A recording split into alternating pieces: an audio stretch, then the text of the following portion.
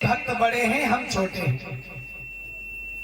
भक्त जब चाहे प्रभु को बुला सकता, लेकिन प्रभु उसके समय अनुसार पहले नहीं बुला सकता। जरा ध्यान दें, इधर दशानन रावण जो है 3 जन्म तक राक्षस का जो वरदान मिला था, श्राप मिला था, एक जन्म में हिरण्याकश्यप हिरण्यक्ष हुए और दूसरे जन्म में कुंभकर्ण और रावण हुए। प्रदीप भैया की तरफ से विश्व मुद्रा का दान हो रहा है। मंगलमय कामना, भगवान सर्वदा जीवन में सुख समृद्धि प्रदान करें। और जब हिरण्याकश्यप और हिरण्यक्ष जब जन्म लिया तो उनका उद्धार कैसे किया? भगवान विष्णु ने ही किया, क्योंकि भगवान विष्णु ने कह दिया कि जाओ तुम मेरे भक्त हो और अगर तुम 3 दिन तक राक्षस हो जाओगे तो हम तुम्हें ये वचन देते हैं कि हमारे हाथों ही तुम्हारी मुक्ति होगी।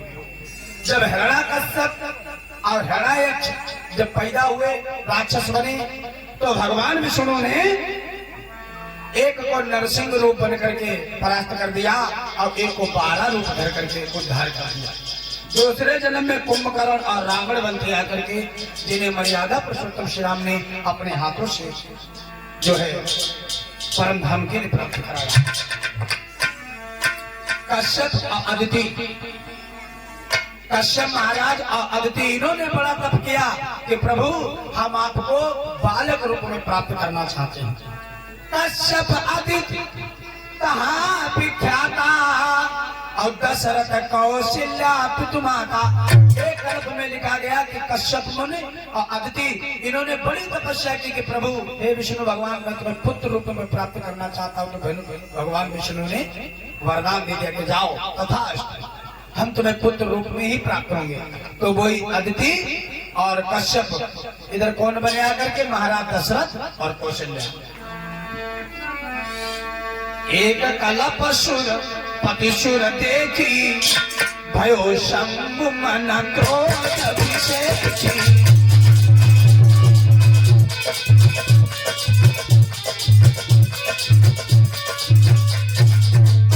एक कलप में क्या लिखते हैं, जरा ध्यान देना। क्रोध न रुका अभी सिर कटका, क्रोध न रुका अभी सिर कटका, तेरा सिंधु बालक अभी छटका।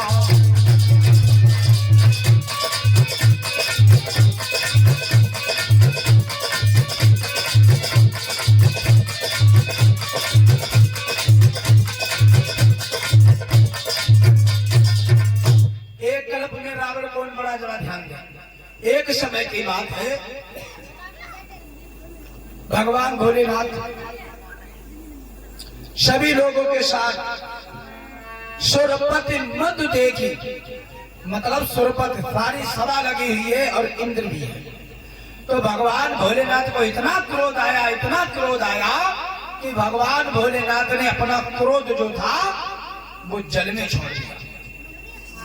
जब क्रोध को जल में छोड़ दिया, रुका न क्रोध अगन शिव पटका, गिरा सिंधु बालक बन खटका। भगवान भोलेनाथ का क्रोध जब सिंधु सागर में गिरा तो वो बालक बन गया। क्रोध से बालक पैदा हो गया। जरा ध्यान दें। रोबत सुर डरी गई, कहीं विलंच समुदाय, चुपौ बाल विधि की गई, दाढ़ी सुत बिलकाई। ब्रह्मा जी ने देखा कि भाई जल में बालक रोता हुआ जा रहा है, लाओ इसे उठा ले। तो ब्रह्मा जी ने उस बालक को जैसे समुद्र से उठाया और वो बालक ब्रह्मा जी की दाढ़ी को पकड़ के खींचने लगा। वही परंपरा चली है। आज आपकी दाढ़ी बड़ी हो, किसी बच्चे को लो, किसी को देखो तो फिर उसकी निगाह कहां जाती है? डायरेक्ट दाढ़ी पर। बालक किसी का हो छोटा, तुम लो, अगर दाढ़ी बड़ी है तो दाढ़ी को पकड़ के खींचने लगेगा। ब्रह्मा जी की दाढ़ी को जब वो खींचने लगा, शंभु भये ताके मितु माता, डरो जलंधर नाम विधाता। भगवान के शंकर के क्रोध से पैदा हुआ बालक जिसका नाम रखा जलंधर। जलंधर क्यों रखा? क्योंकि जल के अंदर इसीलिए रखा नाम जलंधर। एक ही कल्प में जलंधर भी रावण हुआ, जरा ध्यान दें। और जलंधर की पत्नी कौन थी? काल नेमी की बेटी, जिसका नाम था विंदा।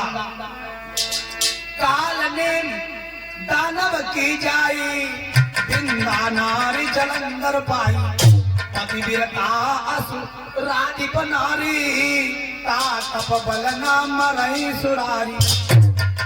विंदा जो थी बड़ी पतिव्रता, कालनेमी की पुत्री। कौन सी कालनेमी? वही कालनेमी जो पवन पुत्र बजरंगबली लक्ष्मण भैया के लिए बूटी लेने जा रहे थे, तो रास्ते में कालनेमी मिला। उसने सारा पर्वत चमका दिया, बूटी पता ही नहीं लग रही थी कौन सी है। उसी की पुत्री कालनेमी की विंदा। और विंदा किसकी बनी पत्नी? जलंधर की बड़ी पतिव्रता स्त्री।